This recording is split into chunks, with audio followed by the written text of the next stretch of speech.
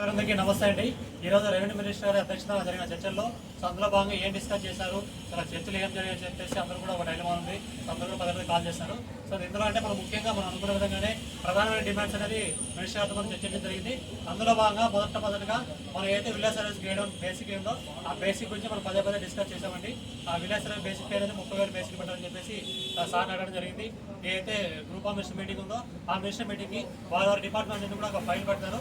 అందులో భాగంగా village service కూడా మీరు అయితే కొత్తగా వచ్చిన ప్రతి ఒక్క అయితే welfare assistant, digital assistant, engineering assistant, మహిళా పోలీసు, సో వీళ్ళందరూ కూడా బేసిక్ అనేది రీస్ట్ బేసికల్ కనీసం 29,000 ఉంది, అంతకంటే తక్కువ లేదు. సో కాబట్టి విలేజ్ సర్వీస్ మాకి సో మీరు కూడా దయచేసి 29,900 పెట్టండి. సో 30,000 కనీసం పెట్టండి. దాని ద్వారా ఏంటంటే 10,000 గ్రామ సర్వేలు కూడా ఆర్థికంగా లబ్ధి జరుగుతుందని చెప్పేసి అనుకోవడం జరిగింది.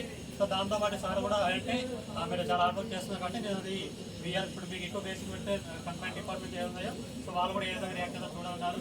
సో లేదండి మాకు ఇలా మేము నష్టపోతున్నాము, చాలా అది ఇదివరకే గ్రేడ్ 3 నుంచి 2కి నష్టపోయాము.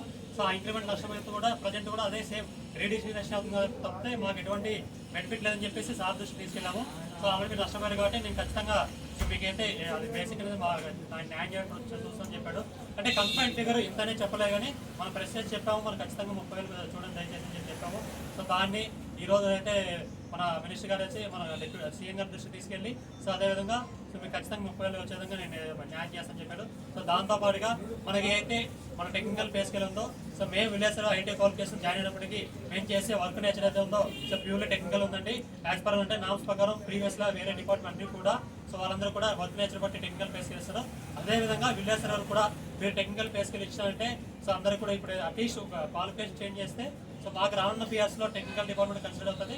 సో దీని ద్వారా ఏంటంటే ప్రతి ఒక్క ఉద్యోగికి టెక్నికల్ బెనిఫిట్ అవుతుంది. సో దాంతోపాటుగా డిపార్ట్మెంట్ కూడా మంచి గుర్తింపు గౌరవం అనేది దక్కుతుందని చెప్పేసి సార్ చెప్పడం జరిగింది. సో టెక్నికల్ డిపార్ట్మెంట్ కన్సిడర్ చేయడం కూడా సో ముందుగా అయితే డిప్లొమా అయితే సో క్వాలిఫికేషన్ సవరణ చేస్తామని చెప్పేసి సో సార్ చెప్పడం జరిగింది. సో దాంతోపాటుగా మూడో ఆప్షన్ ఏంటంటే సో రీసర్వే నుంచి ఇందులో అయితే సో ఒక వ్యూ అనేది వాళ్ళకి మ్యాండేట్ అయితే వెళ్ళింది.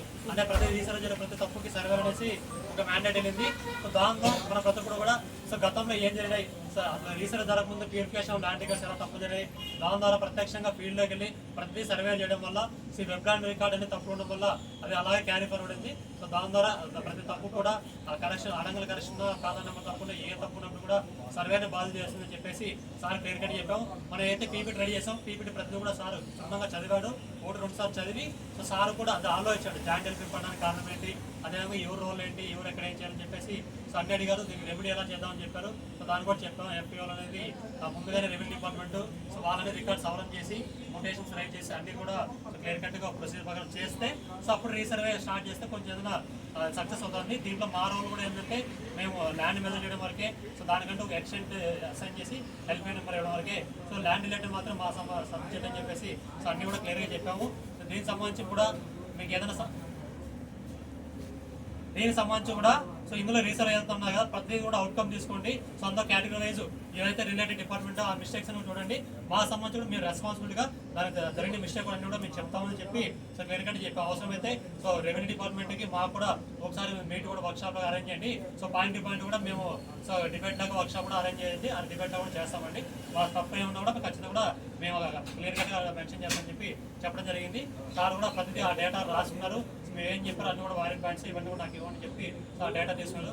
సో దాని తర్వాత ఏంటో మహిళా సమస్యలు కావచ్చు. సో అదేవిధంగా మన అయితే సస్పెండ్ కేటగిరీలో ఉన్నాయో సో వీళ్ళన్నీ కూడా అడిగాము. వీళ్ళు ప్రతి ఒక్కరు నిస్వార్థంగా ఫైట్ చేశారు. వీళ్ళు ఇమీడియట్గా సస్పెండ్ రివోక్ చేయని చెప్పి చెప్పడం జరిగింది. సో దాంతోపాటుగా మీరు మాకు హామీ ఇచ్చిన దాని మేరకు మేము వర్క్కి వెళ్ళి సో నిబంధనతో పని చేస్తున్నప్పటికీ మీరు చెప్పినా కూడా మీ మాట గౌరవం లేకుండా లేదా కొన్ని జిల్లాల్లో 200 మంది 300 మంది బల్క్గా సోకాస్ ఇష్యూ చేశారు, ఆర్టికల్ ఛార్జ్ ఫ్రేమ్ చేశారని చెప్పేసి మినిస్టర్ గారి దృష్టికి తీసుకెళ్ళడం జరిగింది. సార్ ఇమీడియట్గా సో కన్సర్న్ కొంత అధికారులకి ఫోన్ చేసి సో నేను చెప్పిన తర్వాత మీరు ఇలా చేయడం కరెక్ట్ కాదు. సో మేము వాళ్ళ విలేజ్ సర్వీస్ మాట్లాడుకుంటాం, మేము చర్చించుకొని ఒక కంప్లైంట్ తీసుకొస్తామని చెప్పేసి సో ఇమీడియట్గా వాళ్ళు అయితే యాక్షన్ తీసుకున్నారు. వాళ్ళందరూ కూడా అది రివ్యూ చేయాలని చెప్పేసి అయితే సోకాస్ రిసీవ్ చెప్పారు. సస్పెండ్ కేటలో మళ్ళీ అడిగాం. సో చాలా ఇబ్బంది అవుతుంది సార్ ఆన్ ఆర్ బిఫోర్ మనకి సో విత్ ఇన్ టెస్ట్ ప్లాన్లోనే అయిపోవాలి, లేదంటే ఎస్ఆర్ ఎంట్రీ అవుతుంది, బిల్స్ జనరేట్ చేయడం ఇవన్నీ చెప్పాము. బిఫోర్ అయిపోవాలని చెప్పేసి విత్ 1 వీక్ 10 డేస్లో సో ఖచ్చితంగా చేస్తాను. ఎస్ఆర్ ఎంట్రీ అవ్వదు, మీకు బిల్లు కూడా ఎటువంటి ఇబ్బంది ఉండదు, నేను హామీ ఇస్తాను, ఖచ్చితంగా చేస్తానని చెప్పి సార్ చెప్పడం జరిగింది. సో ప్రతి ఒక్కరు కూడా చాలా విషయాలు కూడా మనం కన్క్లూడ్ చేసాము, ప్రతి కూడా సార్ కన్వే చేసి అర్థం విధంగా చెప్పాము. సార్కి యాక్చువల్ అంటే నైట్ రాత్రి లక్ష్మీ నరసింహ ఉత్సవాలు ఉన్నప్పటికీ నైట్ అక్కడ ఉన్నారు, నైట్ చెప్పారు మనకి ఈ ఉత్సవాలు ఉన్న టైం లేకుండా మేము వస్తుందని చెప్పేసి. సో చాలా సార్ కూడా ఓపెన్ అయినప్పటికీ దాదాపు 1.5 గంట ముందు డిస్కస్ చేసి ప్రతి పాయింట్ కూడా విన్నాడు. విన్న తర్వాత మళ్ళీ ఫైనల్ మేము అడిగాం, సార్ మీరు ఇంత చేస్తారో మాకు వచ్చే విషయంలో ఒక బేసిక్ పే వల్లే. సో బేసిక్ అనేది సో మీరు పెట్టినారంటే మేము ఎప్పుడైనా ఏం చెప్తామంటే ఇప్పుడున్న గతంలో కానీ ఇప్పుడు కానీ మా బాధలు ఆర్దనాలు విన్న నాదులే లేదు, కనీసం మీరు పిలిపించేది అడుగుతున్నారు. సో కాబట్టి మీరు కనుక మీరు ఇప్పుడు మాకు ఆ బేసిక్ అనేది మా పురోగతి ఇచ్చి ఆ 30,000 బేసిక్ కనుక చూశారంటే మీరు మా 10,000 మంది భవిష్యత్తు మీ చేత వస్తే 10,000 మంది భవిష్యత్తు మార్చగలుగుతారు. దయచేసి మీరు వసూలేసిందంటే మాకు న్యాయం చేయని చెప్పేసి సార్ కోవడం జరిగింది. నేను ఖచ్చితంగా నేను చేస్తానని చెప్పాను, మీకు పని చేసి పెడతాను కదా, మీకు పని చేయాలో చెప్పండి, ఖచ్చితంగా చేస్తాను. అదే సీఎం గారి దృష్టి తీసుకెళ్తాను. అదేవిధంగా రేపైతే కలెక్టర్తో టెలికాన్ఫరెన్స్ ఉందో ఆ కాన్ఫరెన్స్ కూడా ప్రతిదీ కూడా మీకు వచ్చే సంబంధించిన సమస్యలు కానీ అదేవిధంగా మీకు ఇచ్చిన అసలు కానీ మీకు ప్రమోషన్ పైన బేసిక్ పైన కూడా సో మీకు ఖచ్చితంగా నేనైతే అక్కడ అనౌన్స్ చేస్తానని చెప్పి సార్ హామీ చేస్తే జరిగింది.